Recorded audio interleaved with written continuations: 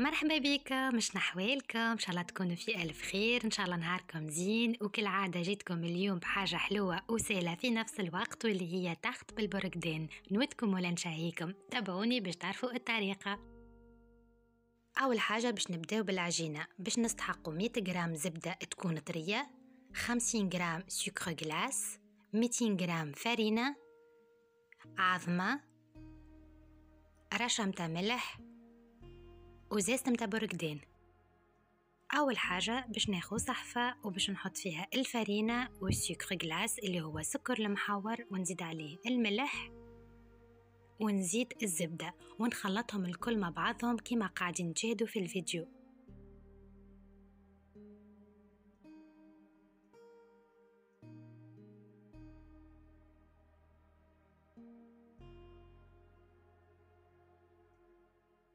وتحاولوا تحلوا الزبده متاعكم مليح في الفرينه.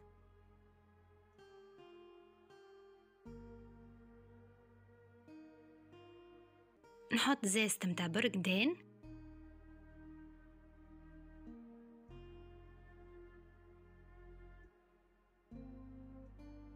نضيف العظمه ونلم العجينه متاعي ما غير ما تركوها، جست تلموها اكاهو.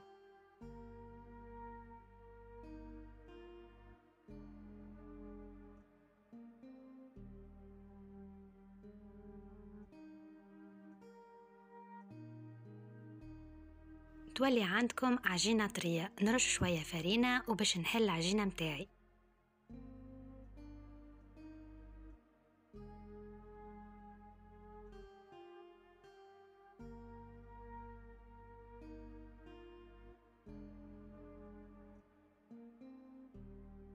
ونقيس العجينة متاعي على كبر المول متاعي.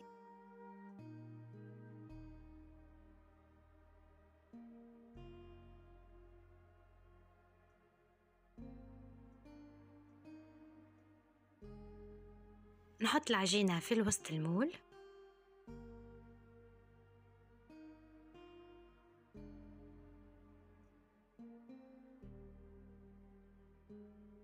ونحاول نكتي الجناب مليح كما قاعدين تشاهدوا في الفيديو،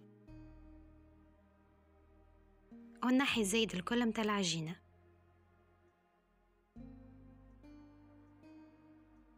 ننقبها بالفرشيطة ومن بعد نطيبها 20 دقيقة على 180 درجة.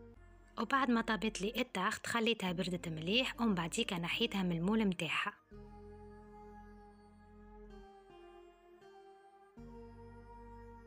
ومن بعديك نصب في وسطها الكريمة ونخليها ترتاح مدة ساعة ولا ساعتين لين الكريمة تشد روحها مليح. بالنسبة الوصفة لكريم باتيسير تلقاو اللين تحت الفيديو.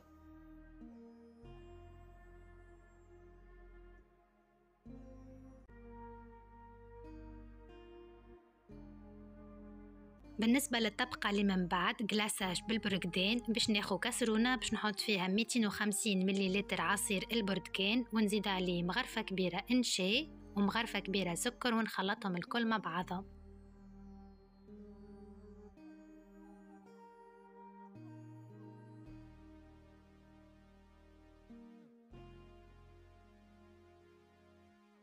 نحطها على نار متوسطة ونبدأ نحرك فيها بشوية بشوية من غير ما نوقف على التحريك لين تشد روحها.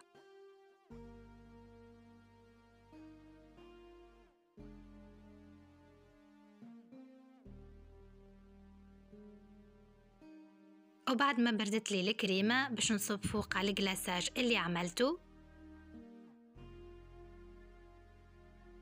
بالنسبة الجلاساج خليته برد شوية قبل ما نصبه فوق الكريمة.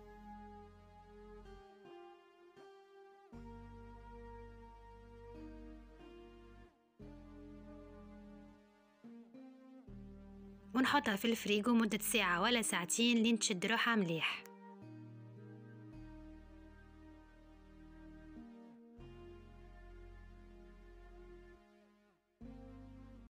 وهذه وصفتي لليوم. ان شاء الله عجبتكم الوصفة، وان شاء الله تجربوها، ونتلاقاو في فيديو اخر ان شاء الله.